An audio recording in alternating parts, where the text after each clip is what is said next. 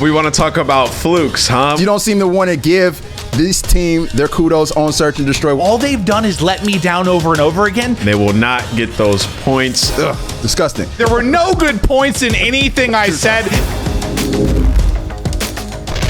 What's good, folks? Welcome back to Contesting the Point. I'm your host, Malik. And this week on the show, we have the legendary Maven and the reigning CTP champion, the one and only Nameless.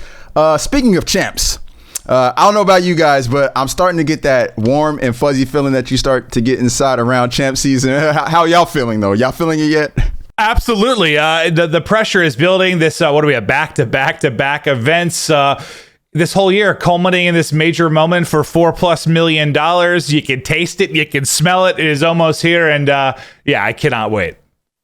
Yeah, the last two tournaments have been absolutely insane, and going into champs, I only expect more craziness to induce, so it's going to be exciting for sure. And in this next tournament, we have OpTic trying to make it into the top 8. It's going to be wild.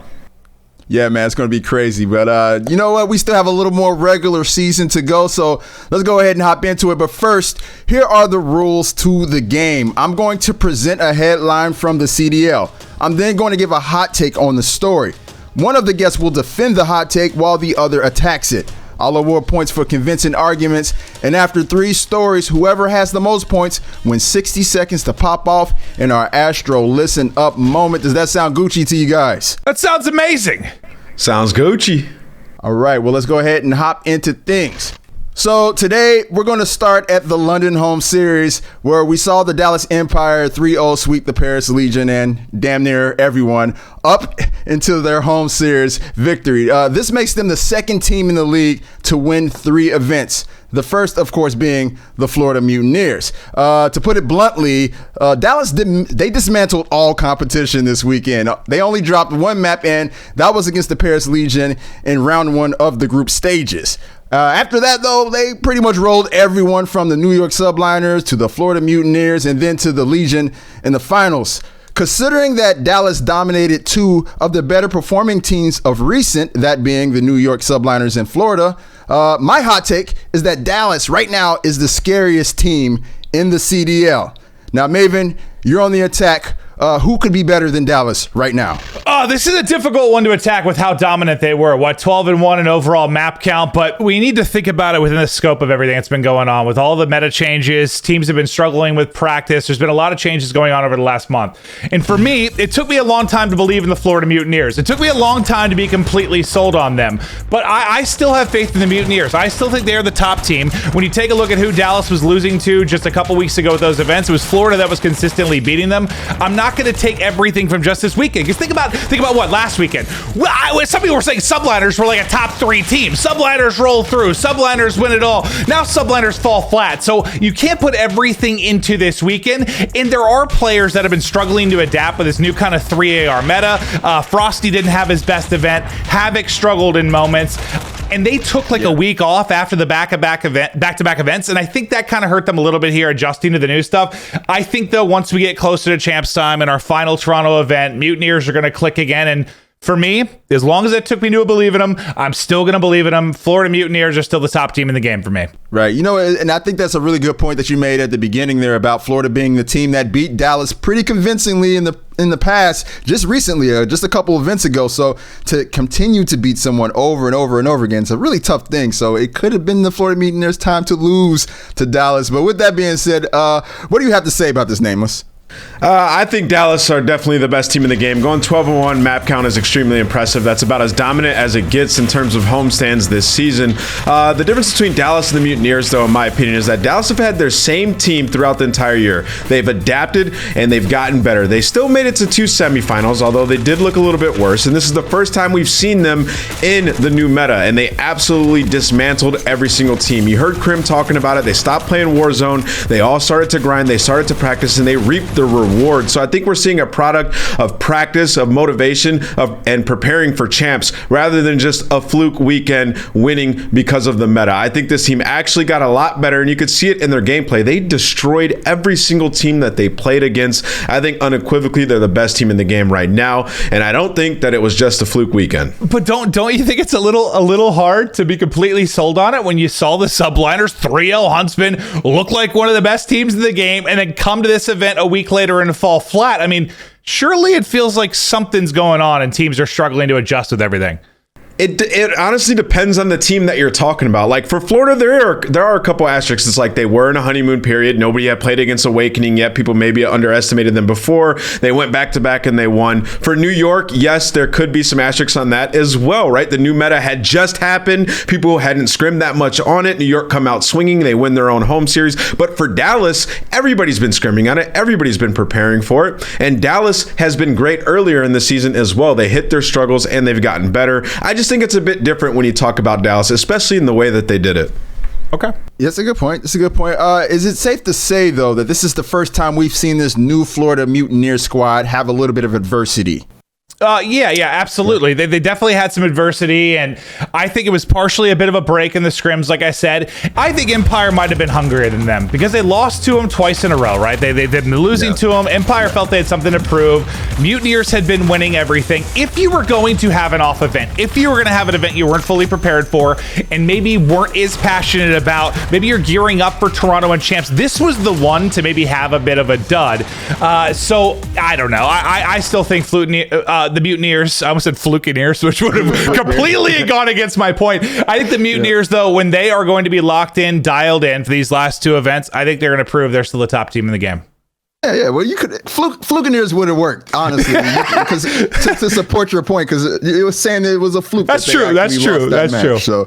So all right. Well, you have anything to say to counter that, Nameless? I'm gonna give you one more chance to respond. I just don't think we've ever seen the Empire get dominated like the Mutineers did versus them. I just don't think it's been that dominant. And then also Mutineers got tested by OpTic Gaming. It was a very difficult match for them, and I just thought Dallas was way more impressive. But we'll see in the future.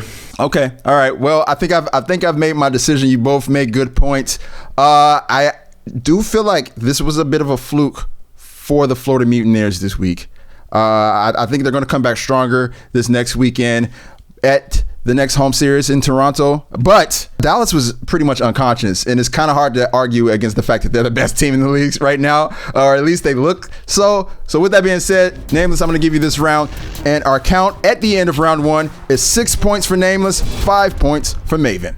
All right, now keeping it pushing. Though the Legion were severely outclassed in the finals, we got to give props where props are due. The Legion were on a horrible losing streak that lasted a hot minute. Before this event, I believe they won just one match out of the last 4 home series events. Ugh, disgusting. So I find it pretty interesting that after looking so out of place event after event, that Paris was able to finally step up and make some progress all the way to the finals at the London home series. A key factor in their success this past weekend, without a doubt, was definitely their search and destroy. Paris won every one of their S&D matches up into the finals against Dallas. So given how well they performed this past weekend, my hot take is that the Paris Legion is a top 3 search and destroy team. That is quite a hot take right there. All right, so Nameless, you don't seem to want to give this team their kudos on search and destroy. Why is Paris not a top 3 search and destroy team?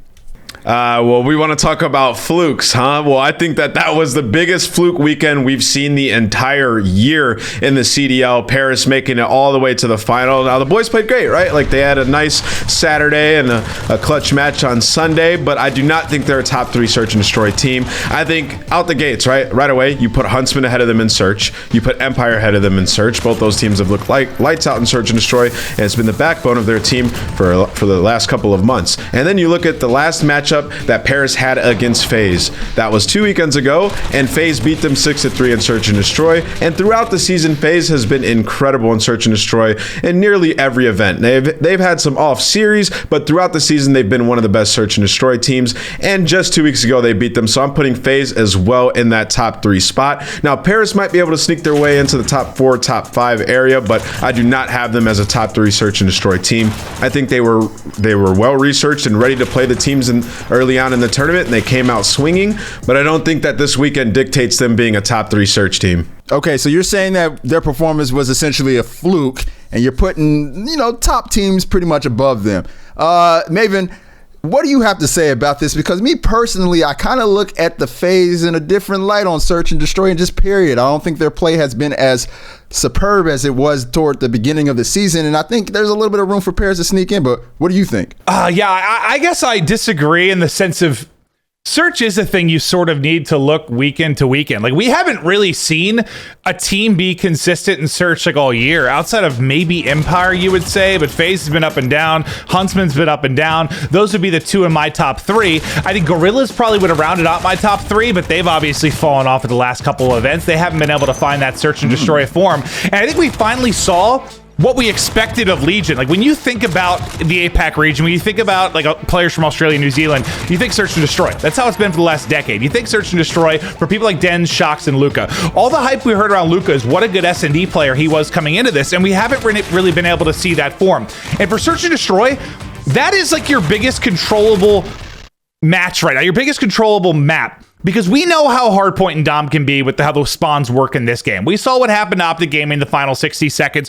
We know at times it can be kind of fluky. It can be unpredictable. Search is the most predictable thing you have. So the fact that they make a run to the grand final, let me read off what their KDs were overall. Their highest was a 0.99. Their lowest was a 0.83. They had 3 players in the 0.85 region. So they didn't come and drop bombs. They solely did it through Search and Destroy, and they were very impressive there. But I think right now you can say they're top 3, but the difficulty is that when you talk about top S&D teams, it's changing every single weekend. It really is, because no one has really been able to find a way to consistently counter teams, consistently be creative, because the more matches you play, you start to look good, people do research on you, and people improve. But right here inside of this bubble, yes, I think you can say they're a top Search team. I was incredibly impressed with it, specifically Luca. He dropped around a 1.3. Yeah. Luca was a playmaker. He was sensational. He was not missing. I can't wait to see more of it, and I'm hoping for the competitive sake of coming into champs that Legion has found a new form, because you can upset just about anybody when it comes with strong Search and Destroy. I think what I would say to that is that, yes, they look like a top 3 Search and Destroy team on the weekend, but I don't have them in the top 3 because as the year goes on, you adapt and you change your gameplay. When you get hard countered and people learn your strats, you change your search strats and you adapt as the season goes on. What teams have done that the best so far? It has been FaZe, Huntsman, and the Empire. Those 3 teams have adapted throughout the season, and that's why they continuously have events where they dominate in search. But like, they haven't been. They've been winning. See, I would argue against that in the sense of what separated those top 3 teams is the balance, right? That they're good in all 3 modes. Like, they're good in Search, They're good in Hardpoint, they're good in Dom. They have events where they don't look like good Search teams. They just look good in Respawn. You are kind of all over the map. We haven't seen a team chain together like a month of good Search, really the entire year, except maybe FaZe at the very beginning of the year. Empire at the beginning, but that's going back, like way back. And I don't think that I would say Empire in the last month with all their Game 5 losses that they were suffering to FaZe, to Mutineers. So I think you can, I guess, talk about it a little more weekend to weekend when you're talking Search and Destroy. When you're talking about a team as a whole, in the balance in all 3 game modes, that, I guess, for me, is more of something we were talking over multiple tournaments. But I don't know. I guess I can feel like I can isolate Search more into a bubble because we haven't really seen much consistency at all. We really haven't. It's really tough. You bring up a good point in terms of you really can't take it from the weekend. But I guess if you look at simply last weekend, you should have Legion top 3. But we'll see coming up in the next tournament if they keep it up. Yeah. I think that's the beauty of this show, right? The hot takes are evolving every week. And we make the hot takes just based on what we saw last week, knowing that it's a pretty good chance that it's probably going to change next week. But I think both of you guys made good points. It's kind of hard to rule against Maven. I'm going to give him this round 5-4 because I do think just after what we saw the Paris Legion, we got to give them their props, right? And it's all what we expected of them. It's all due to the power of Mama Zed. She prayed and blessed them into victory. Right. And if I could say one thing on that is they were very prepared. I would say that was the most prepared we've ever seen a team coming into an event in Search and Destroy. When we've seen Huntsman dominating Search, it really comes down to a lot of 1v1s. Like you think back to Formal's huge 1v1 against Temp. You think back to some of the 1v4 clutches we've seen accuracy hit or 1v3s. A lot of those teams are having incredible moments, but Legion just all around, they were hard countering the people that they were playing. They were really prepared. It showed in the last tournament. Indeed, man. It definitely showed. All right, well, guys, this round is going to Maven 5 points to 4, which puts our count at 10 apiece going into round 3. Okay, my peoples, we've talked about this past weekend enough. Now let's look ahead at the final regular season event before the playoffs. Now, we've got the Toronto home series coming up this weekend, and it's an insanely stacked event, to put it lightly. We're going to see the Chicago Huntsmen, the Dallas Empire, the Atlanta FaZe, and the Florida Mutineers all going at it this weekend. That's the top 4 teams in the standings, which means we are in for some nutty matches. But what's really interesting to me is that this is OpTic Gaming LA's last chance to make the top 8 in the standings and avoid being seeded into the lower bracket. So my hot take is that OpTic Gaming LA are going to make it to the final and secure top 8 seeding leading into champs. Nameless, you're up against the #1 OpTic Gaming fanboy here, so I hope you bring it this round, man. What do you got? They will not make it to a grand final, and they will not get those points. And here's why. OpTic Gaming, yes, they tested Mutineers in the first game. Mutineers are knocking off the rust. They play Seattle. They beat Seattle, one of the worst teams in the league. Then they lose to Mutineers. Do you know what their competition is going into this tournament? They play Toronto. First round, right? Toronto's looked way better. The last time OpTic Gaming played Toronto, they got 3-0'd. Okay, they made some roster changes. Maybe they'll test them a little bit more. Odds are stacked against them going into that match. You know who else is in this tournament? Chicago Huntsmen, champion. Florida Mutineers, champion. Atlanta FaZe, champion. Dallas Empire, champion. Those are 4 championship squads. The best win that OpTic Gaming LA has in the entire season is the Royal Ravens. These guys would have to improve so much going into this tournament in this last week to get to a grand final. It'd just be unreal. I don't see it happening, especially with the competition that they have this weekend. It's going to be way too stiff, and to get to a grand final, they have to beat one of those teams, and I don't think they can beat a single one of those teams just yet. Right, yeah, they got some tough competition going into this one. It's the most stacked tournament we've had. Yeah, you're right. It's completely stacked. Maven, cut the OpTic Gaming team some bail here, man. What can they do? Woo!